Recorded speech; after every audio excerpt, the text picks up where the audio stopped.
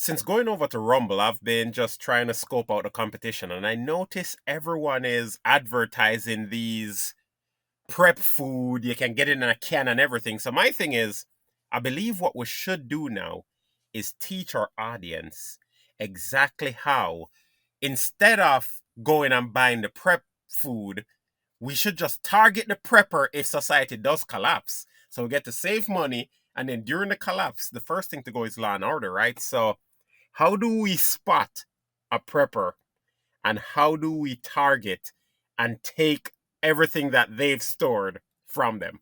What do you think?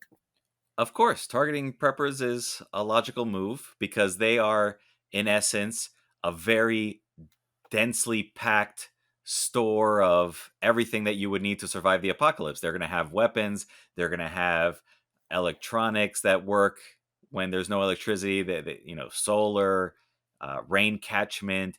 They're going to have food stockpiles, possibly even livestock. They're going to have seeds.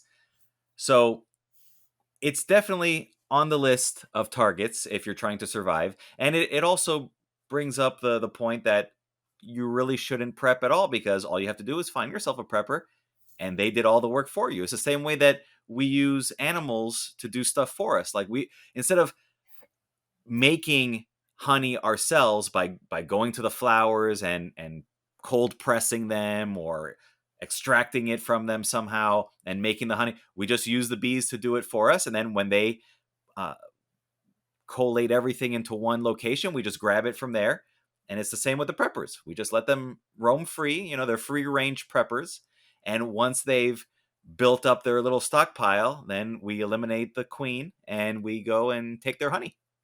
Yeah, exactly. So I was thinking about this and say, how would you do it? And I've been just watching not only the people that make the videos. Some of them are ex-cops. Some of them, they're all about my freedom, freedom of speech, freedom of this, freedom of that. So I'm like, you know what these people are?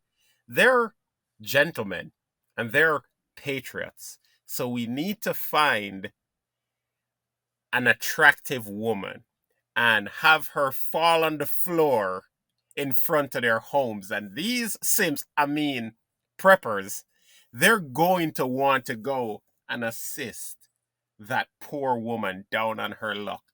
And then you just jump out of the trunk of the car, zah! Got him.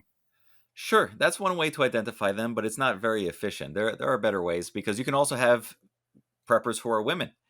So what I would do is you can identify them through social media. You can find them on any of the streaming platforms and the video platforms because they have their own channels. They're going to teach you how to prep and they're going to tell you about their preps and so you can target them like that. You can also target them by bumper stickers that are on their cars. You're going to want to look for American flags, Gadsden flags, the Confederate flag. So that's part of the method. You can also target them just in your local grocery store because they're very big on shopping because a lot of their preps are purchased rather than built. So you look at their carts, they're going to have more stuff in their carts than your average person, and most of it is going to be something that looks healthy but is also preserved. So they're going to have a bunch of cans of food, but they're going to be things like vegetables and meat. They're not going to be cans of like Chef Boyardee where it's mostly pasta and unhealthy with all sorts of chemicals because they're trying to survive. They're not trying to look for a quick death via heart disease. And you're going to see them buying large bags of rice or beans or pasta. So you have all of that. You're going to see them going in and out of gun stores. You're going to see them going into army surplus stores. So they're pretty easy to target. You're just going to want to try to figure out where they live and also where they store their items because a lot of them are going to do things like geocaching. So you may not even have to raid their homes. You may just have to follow them around like Elmer Fudd for a little while.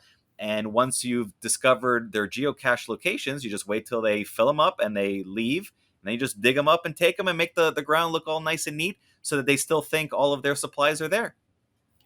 Exactly. That's great advice. Fantastic advice. I'd just like to throw one more thing on because we're not we're not absolute monsters, and we're not trying to make anyone into a monster. Let's be clear. Do not target old preppers. Do not go around targeting old people. That's not okay, you sick bastards. We need to make sure that we're only targeting young preppers between the ages of maybe 21 and 39. Like, you know what? If it's older than that, don't do that. Don't be that sick person that takes advantage of old people. Those people are disgusting. Young preppers. Make sure you're going after the young preppers. Don't do that to old people. I can't stand people like that. Sure. And if it's a female prepper, more like 18 to 24.